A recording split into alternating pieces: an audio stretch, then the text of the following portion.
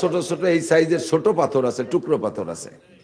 তা আপনি বড় একটা পাথর দেখার জন্যে উরে বাবা কত উঁচু, উরে আল্লাহ কত উঁচু, এইভাবে দেখতে দেখতে শীত হয়ে হাঁটতেছেন, নিচের দিক খেয়াল নাই। তো পাহাড় দেখার জন্য শীত হয়ে দেখতেছেন আর হাঁটতেছেন, নিচে যে ছোট পাথর তা মনে নাই, দেখতেছেন না। হোঁচট খাইয়ে পার মাথা ফাটিয়েছে, গায়ে গেছে, নখ উল্টে গেছে। এখন রাগ হয়েছেন ওই পাহাড়ের উপরে। শয়তান পাহাড়, তুই এ জায়গা আসিস, এই জন্য তোর নিচে ছোট পাথর, এই ছোট পাথরে গাই লেগে আমার পা ফাটিয়ে গেল। রাগ আমি ফিরে এবার বাংলাদেশের থেকে আসি, তোরে আমি ভেঙ্গে গুঁড়ো গুঁড়ো করে ফেলে দেবো।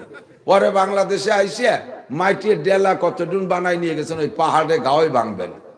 ব্যাগ বইরে মাটি ডেলা নিয়ে পাহাড়ের পাশে, যে তুই পাহাড়ের কারণে নিচে ছোট পাথর আর এতে গাই লেগে আমার পাও ভেঙে গেছে, আমি তোরে আজ দেখা দেবো। মাটির ডেলায় দিয়ে পাহাড়ে গাই শুরু করছেন। প্রত্যেক গাইতে গাইতে পাহাড় ভেঙে যাবে না? কথা কয় না? এটা ভাঙবে, মাটি ভাঙবে, ঢিলা ভাঙবে, ঠিক কি ঠিক না? যত ঢিল মারবেন তত ঢিল ভাঙবে। একটা